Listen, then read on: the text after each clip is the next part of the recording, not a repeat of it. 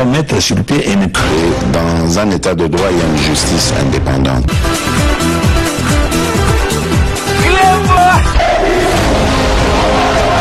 Ce n'est pas pour rien qu'il faut des conseils.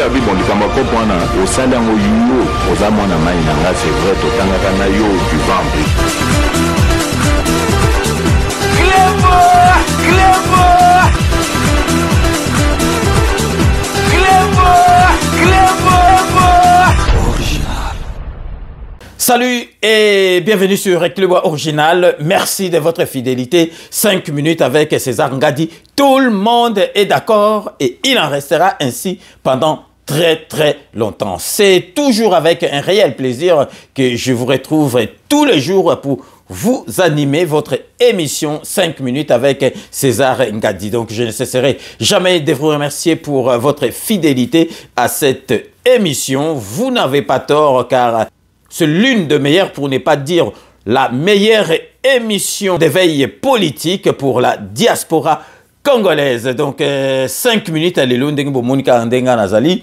Ezali 5 minutes, il y a la musique Oyo Boumesana Kolande. 5 minutes Nabiso à l'Elo. En tout cas, Tikana Seka. Parce que Batumususu n'a évité ceux qui congolais à comment vraiment comment facile ya ko kosaye ya ko berner na évité ti batu ba comment penza ko lobake Fayulu azwa 65%. Ah! Mais non mais donc tala tous en a une minute sérieux. Donc SID et gagné UDPS. SID et gagné UDPS. Donc Fayulu azwa 65%. Bon si kotango abenga batu ba kitana balabala pourquoi asala rampiaka. Mais Congolais, pourquoi Bokoma Kolobaba Makamoko boy? Oh écoute donc inimaginable mais Bokoma ko créer des événements kakabo. Fayulu 65% na mboka na biswana. Fayulu azali ba fabrika qui est na Suisse kuna parce que donneur d'ordre naie ezalaki Katumbi, donneur d'ordre ezalaki Katumbi na Mbemba. Muto bando opesa mbongo Katumbi. Donc Fayulu bazwa qui est pour bafula et baba qui est azali facile bakoki ko manipuler parce qu'azali qui na CV moroté. Ba tchaki azwa pouvoir quand a 2 ans. Siko li kopango donc Fayulu netaye baka ko so na batute li kopango ndenge nzambe ka rappel ngara Congo et yaki ko beba. Félix Antoine Tshisekedi ndenga za na ba logique na e alobi bon ça va net ba ponier Baponier baponaye fati ndenga za neka ba calme nae abi ça va mais abi non soto tiki boye mboko ekobeba. Donc Fachi Beton a sauvé Congo. J'assume ce que je dis, je vais me retirer, je retire ma signature au nom de l'UDPS de cet accord que nous avons signé à Genève hier dimanche 11 novembre. Fachi Beton a sauvé Congo talakaka mba makambo tozala ngoso tozala ki na président neti Fayulu. To éviter ce tongo suka wapi na kinba moko président de la République Fachi Beton beta chita sima. Base lobi non okoti kamboka boete, c'est toi le sauveur. Bomona nde masolo kenda. Donc batuba tikaka kolobaki o Fayulu 65% et SID na parlement Fayulu azalika yemoko et puis à kota na parlement parce que Fayulu a tchaki photo à papa Tshisekedi. Nga Fayulu balongoli biso ba lar na ba poche ba chibiso bo penjabo donc nga na kin na olia Fayulu bino bomona ki base ngate. Fayulu a witi bikila zoleka na rapport nzila zo pesa batu ba okene ba misala maboko. Donc botika ya ono mona Fayulu akanga colère ya libela likamuni nango yo biti na biso ezalaki na combat longola ndoki to longola étranger siko mwana mboka azui ezala soki nani Fayulu ngo se botala Fayulu akanga kanda ndengo na tilo lopwani parce que donc ba kata ye kwanga ya mwana donc a comprendre ite pe ayebi pe que donc akoki ko tikala. Donc, à cause de les sous-soutés qui président de la République dans Mboka Nabiso. Donc, il y a un kanda zalaka dans une cérémonie. Président Fatia Salaka. Donc, à mon a évité ce qui est vraiment batu balo barmasolo na botika ko sala ba jewana parce que Fayulu ko 60% te ya batu ba voter na Mboka Nabiso. Le long na kati ya sujet na biso le long na lingina sabino que Fayulu na muzitu ba bebani donc na ndenge moko ya haut niveau donc wenge panzani wenge ezonga na me ya bangwe panzani na ndenge moko akosakana te donc Fayulu na muzitu ekomi penza opesi mbwa olia boya mbwa ya kozwa opesi mbwa boyi te me azwi donc Fayulu aza mutu moko ndenge bomoni kaka ke botala ntango babandaki ndenge bazalaki lelo botala ka mama na biso Eva Baizaiba ndenga tika Fayulu donc tala ndenge comment défendre mboka amone Fayulu na timbeli so na timbeli en tout cas na Rolexa heure donc Fayulu tika la ye moko Fayulu tika ye moko donc mutu aumelaki na ye donc ezalaki muzitu abwaki sede na ba minute toloba donc komika donc muzitu so bakutana Fayulu bagara donc et comme na niveau moko donc vraiment mato botala bino moko ndeni boko donc bino moko botala kaka ndenge ni bakoya kovanda parce que Fayulu abandaki koloba ko critiquer tala botala ka mutu ka Fayulu boko che confiance te Fayulu abandaki ko critiquer Kanambe azali contre Kanambe lelo tozoloba boy Fayulu asangani na Kanambe asangani na Katumbi asangani soki na Mukwege ta azolinga ko se prononcer ouvertement boité Mukwege tozozilo yaka na kati ya politique tika bloc opératoire yaka na kati ya politique donc Fayulu lelo akomi master ya Kanambe basali donc likopa banyo so basangani bo po bomona tant que tozo sabino ke donc Fayulu bano marché po na Kanambe bo batu bando mona nete siko donc Fayulu bando le la batu bazo kufa soki 8 millions de morts batu siko ye asangani na Kanambe bozomona ta bino moko donc bino moko boyoka déjà Fayulu ndenga bandai déjà kala ko poata muzitu abando senga ke bakanga muzitu mais botana kaza na position ta ko critiquer lelo lobi azongeli yo na intérêt moko boka bino moko maloba ya Fayulu abando loba si muzitu do azoloba penza ke ki fa kwa muzitu ezaki ya haut niveau il fallait bakanga donc bino moko bolanda la bilili ici qui ne peuvent pas justifier leur richesse. Ça se voit au vu aussi de tout le monde. Ici, en Europe, je le sais, si on voit que votre train de vie est très élevé, on regarde, on viendra voir par rapport à ce que vous faites, on va voir comment est-ce que vous soutenez ce train de vie. Ok? Aujourd'hui, chez nous, ici, vous avez suivi, il y a un député provincial de Kinshasa qui avait brandi à, comment dire, les villas de M. Mozitu à un moment donné. Ok? Personne n'a rien fait. Normalement, le procureur général de la République devait se saisir de ce dossier. Mais si c'était un opposant, il aurait fait.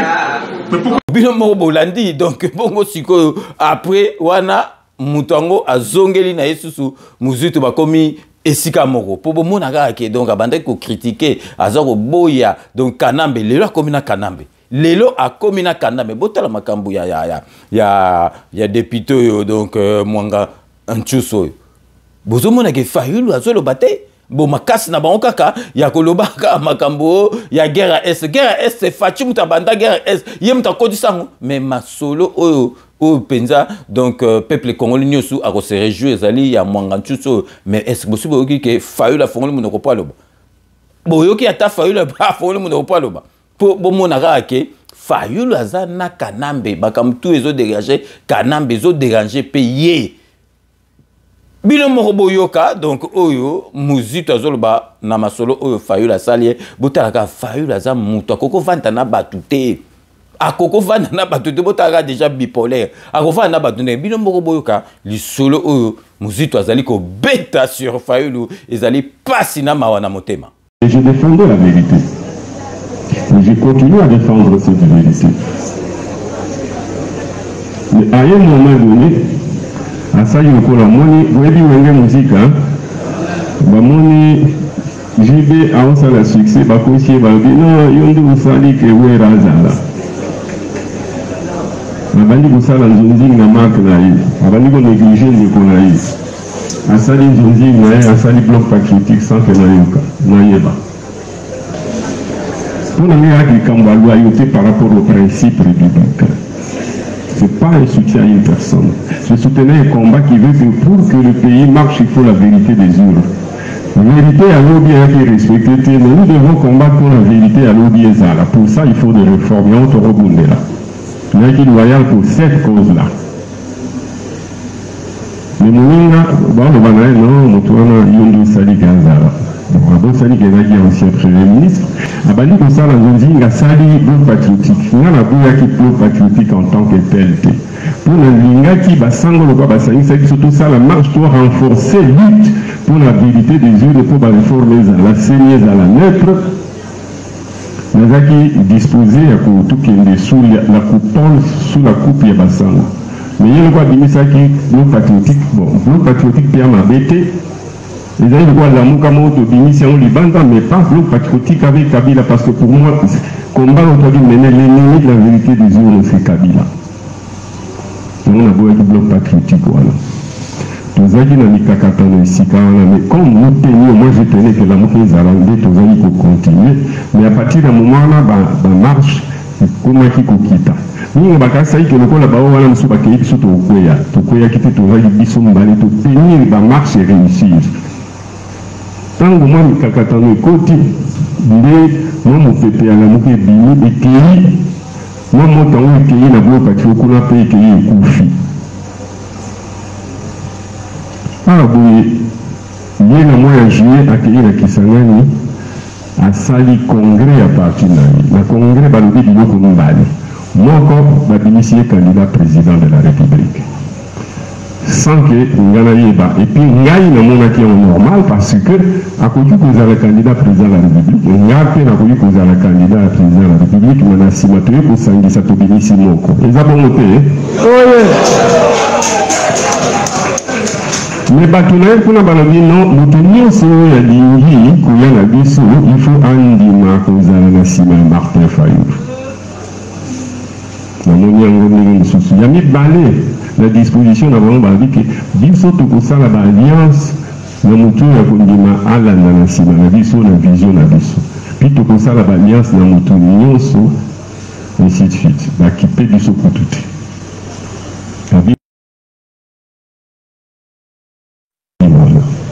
mais na ce que baza ko dimi ça que non biso so tout ça ni pe bongo lingo ba toi ba traite. Donc il faut toujours être derrière Faïda.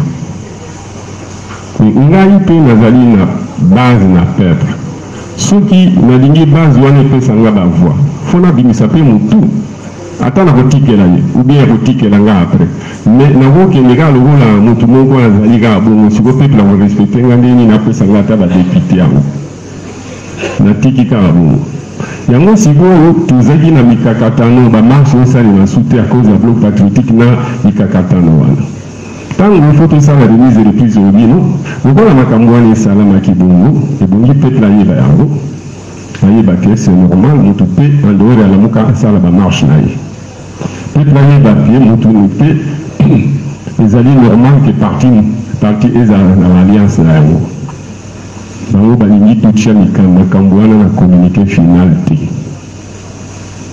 yango eboteli biso baproblème communiqué final balobi biloko wana ya koreconnaître ke moto na moto wana droit akosala baalliance na ye biso towana droit kosala yango mais faut pas peuple ayeba yango koti jamais il faut pas vous moquer de moi yango nde eloko eza kokabola donc Baninga baboui communiqué finance pour tia yango wana to bina tout tia yango mais to lo baké remise de prix to ko sala yango mais divergence wana to continuer pour discuter na sous mandat prochain ya Martin Fayulu le prochain coordinateur pour la seule to harmoniser et koka to sauver la moka pour la cohésion et l'unité to retrouver yango. Voilà un peu ce qui se passe. Merci pour la me poser la question pour la clarté de la Baninga. Merci. Bilumo Botolanda, donc vraiment, Fayulu Azam Moutuboko PC confesse. Talaka Azaki na Batunyo surtout. Botalaka Batutu quoi? Donc est-ce que donc Batutu balongwaka batikaka donc Batuna Batubasa Batuma bete Talaka Muzitu nanga ou melaki na Fayulu mais atiki Fayulu boyoka makamu Fayulu abandoko loba. Est-ce que c'est normal? est-ce que c'est normal? Donc, Mouzi, tout comme la baboule, donc il y a une union sacrée de la nation, mais Mawato, donc, à Baye Fayoulou, Nandeng Moko, donc vraiment, il y a Kolobate, comme il y a Dosso, Bakoutelem Soubaga. Donc, Fayoulou, Penza, Azam Moutou, il y a confiance. Donc, Botala, donc, niveau, comme dans Mouzi, Azalaki, Penza, Moutouné, Obatou. Tout basalaki tout la moussi azaza muta tikala kana fayu les elmozit botala lelo donc vraiment et loko botala lelo penza remerciement zo pesa muzitu yango donc to marqué pause nabiso publicitaire ba partenaire nabiso donc Kodia Simon CP la TV Wami Business Kitenge appartement salon de coiffure El Binto coiffure. Restez connectés sur Clébois Original, on revient tout de suite. Après le lancement de la Cité Kimia, la société Kodia Simon présente le Square VIP Kimia. Parce que nous croyons que désormais tout Congolais doit posséder une parcelle en République démocratique du Congo, Kodia Simon facilite l'accès à l'achat de votre terrain en toute sérénité et surtout en toute sécurité. Dans le Square VIP Kimia, à partir de 5 000 $, financez votre terrain, puis sa clôture, et notre équipe s'occupe de sa mise en valeur ainsi que de toutes les démarches administratives jusqu'à l'obtention de votre titre de propriété. De plus, vous avez la possibilité de construire votre maison seule ou de nous confier votre projet immobilier. Désormais, que vous soyez du Congo ou de sa diaspora, avec Kodia Simon, vous êtes à la meilleure adresse pour construire la vôtre.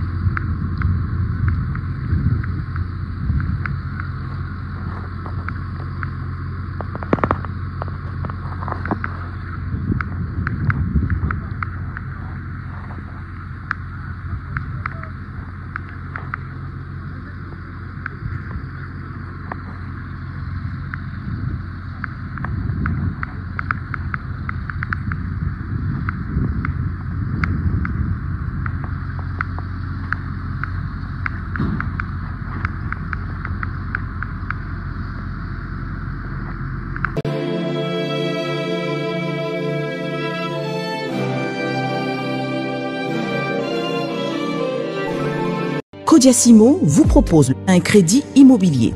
Vous êtes du Congo ou de sa diaspora? Vous désirez devenir propriétaire en RDC et faire construire votre maison en toute quiétude?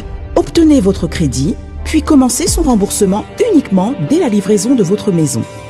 À la Cité Kimia, nos maisons seront toutes construites aux normes internationales.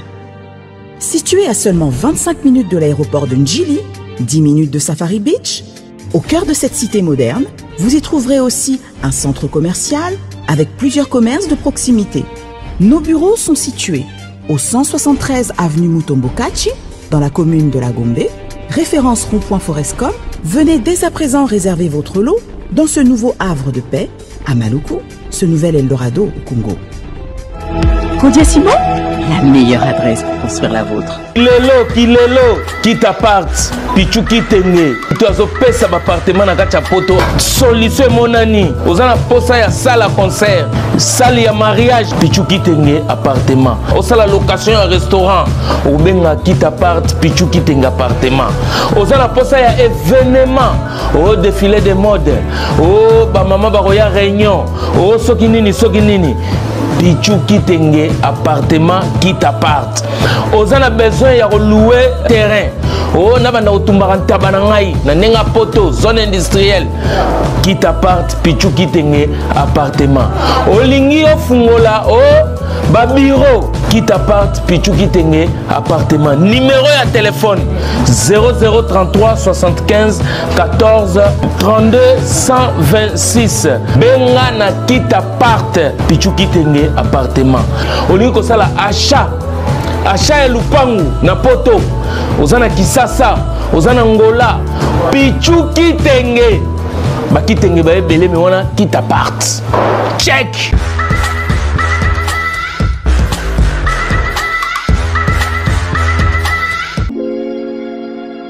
Sepela TV ezali décodeur ya Banamboka. Sepela TV différence nango ezali na ba décodeur mususu o tozalaka nango na kati ya ndaku. Sepela TV botala ngo ezaka mukie. Eza mukie olingi ko voyager ozu yango o voyager nango. Parce que ba décodeur obiso tozalaka nango evandika na ndaku mais Sepela TV déjà za mukie botala ozu o kolti yango ka na poche na kosi na poche à veste o voyager o memi yango partout dans le monde ici kazo kende. Donc on a besoin il y a câble HDMI, courant na internet. Internet est comme partout, courant est partout. Donc ils en a plus de 500 chaînes surtout à Kitoko. Bilengi ba choix ya congolais kaka mutaoye bango. Donc congolais kaka mutaye bien. Congolais kaka mutaoye ba elengi nini yo kaka. Donc congolais kaka mutaye bien. Donc c'est Sepela TV ça. Il y a Banamboka. Bozwa abonnement nango, okozwa ngo ya ne mobimba, okozwa ngo pe par mois, au bengi bango na ba numéro na bango bozali komona. Donc Sepela TV, ezali décodeur ya yo ya ngai. Donc ezali ya étranger ezali ya Banamboka. Avec Sepela TV, tout le monde est d'accord et il en restera ainsi pendant très longtemps. Bienvenue dans le monde de Sepela TV. Sepela TV est le décodeur qui vous permet de suivre les chaînes du Congo en direct de la diaspora. Wami Business, votre agence de fret maritime et aérienne.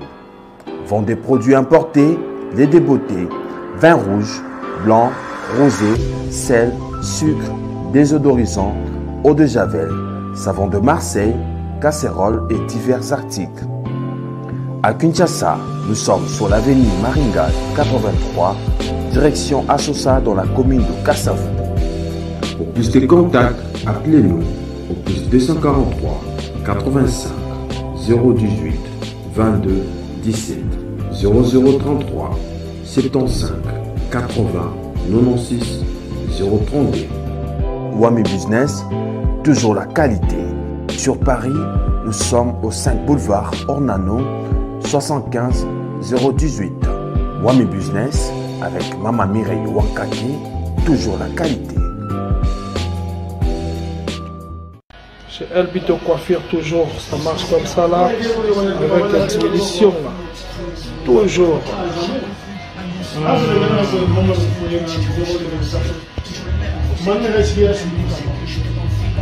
Salon Member One, chez Elbito Coiffure. il coiffe avec sourire, il coiffe avec noblesse. C'est lui ton coiffier.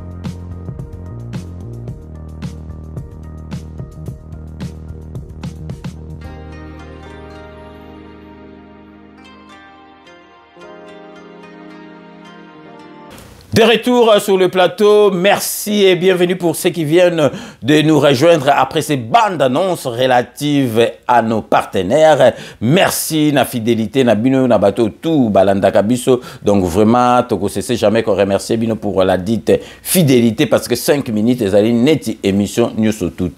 Tozali kolobela bino lelo Fayulu ndenga bebani na mozitu. Donc il fallait s'y attendre parce que bota la Fayulu batutu bazalaki naye bango tout bakei. Est-ce que bato tout bakei wana vraiment bazali bato mabe?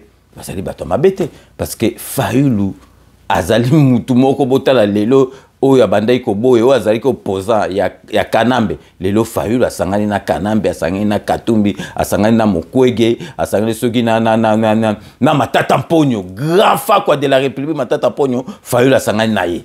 Sikoyo boye sangani nini donc yazoka soka sangani Fayulu akozalaka jamais président de la République ya mboka na biso na Suisse batiaki ba fabrika kiye pour azalawa na sala masolo donc batiaye étiquette kaka pona 2 ans ba ordre ba donneur d'ordre zalaki donc mbemba na Katumbi do ya zaki neka étiquette angosa neka 2 ans yesifika na CV na ye. Donc, Ngo Kotake Azalaki présent, il y a la République démocratique du Congo pour 2 ans. Mais Nzambe tellement lingi Congo. Nzambe lingi Congo. Alobi non, jamais Moutou Akokoma présent ya mboka neti Congo. Donc, Mende a pas, Tato Bandolinga Mende te, Mende Lobate, mais na côté Oyo Mende Penza a décriva qui Fayulu vraiment Nandenga solo Bilo Morbolande. Je ne suis pas au courant non plus de la réalité de l'interdiction qui aurait été faite à M. Martin Fayulu, dont je connais par ailleurs la propension à inventer des légendes d'infamie contre les institutions pour se rendre intéressant. Vous savez, c'est un tout petit candidat. Je l'ai même appelé une souris naine qui a été enfantée à Genève.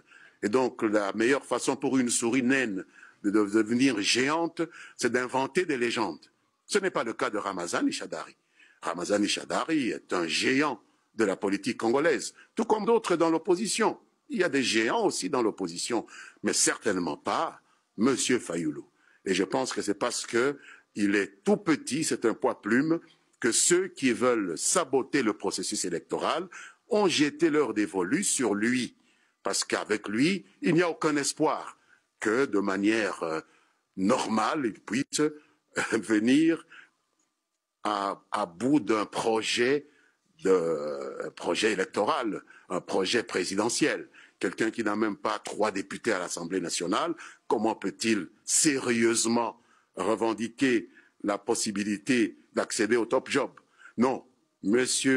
Fayulu a été mis sur orbite pour empêcher les élections de se tenir, pas pour gagner les élections. Et j'ai dit qu'il ne fait pas campagne, il prépare la contestation. Il prépare une crise post-électorale. Et nous l'attendons au tournant. Parce que cette crise-là, nous l'avons anticipée et nous avons les moyens, aussi bien humains que politiques, pour y faire face. Parce que notre peuple, qui a trop souffert, a le droit de vivre en paix. N'en déplaise à ceux qui ont mis M. Fayulu sur orbite. Donc les dangers qui auraient pu être invoqués par M. Fayulu n'ont reçu aucune confirmation selon les enquêtes que nous avons diligentées. Il n'a pas été interdit d'atterrir à Kolwezi. Pourquoi lui interdirait-on d'atterrir à Kolwezi et pourquoi l'autoriserait-on d'atterrir à Kalemi?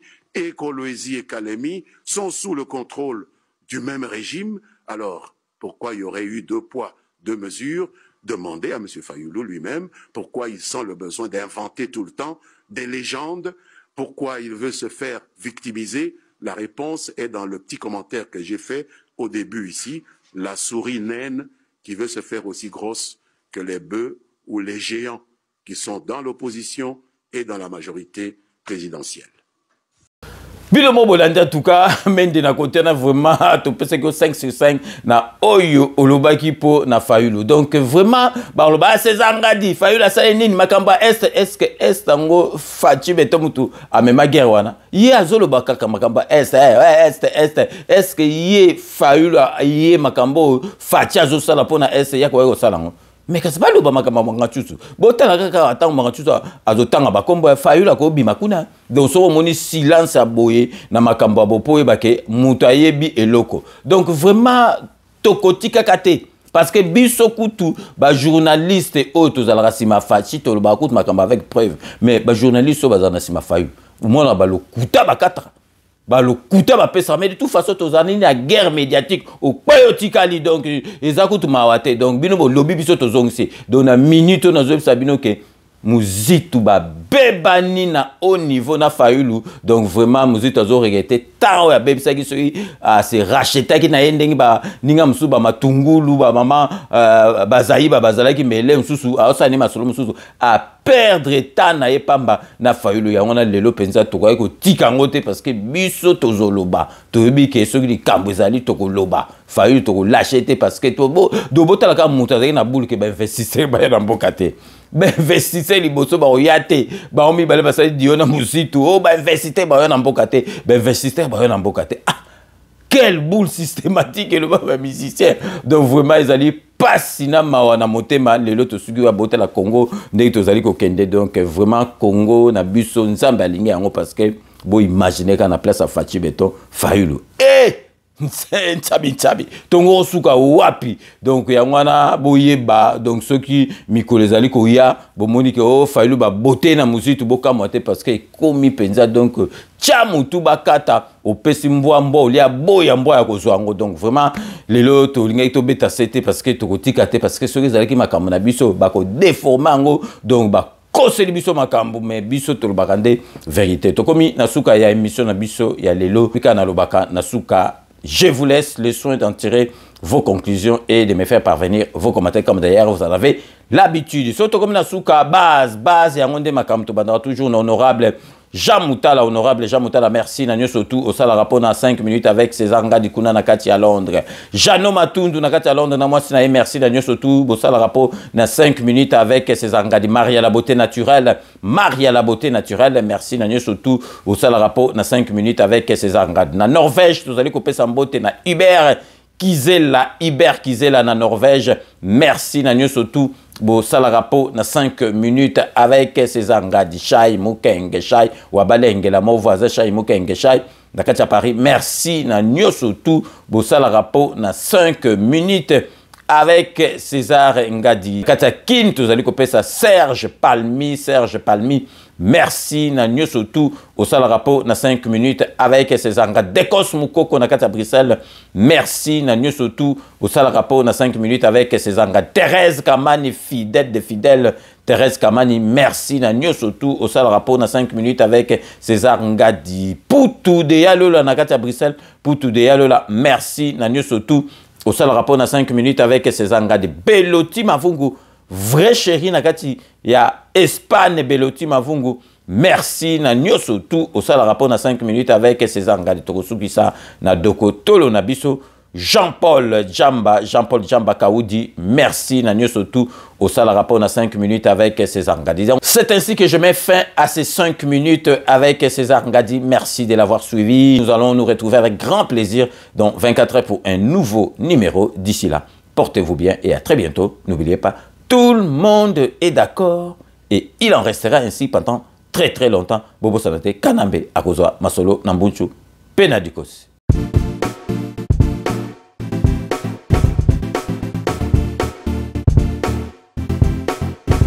On doit mettre sur pied et dans un état de droit, il y a une justice indépendante.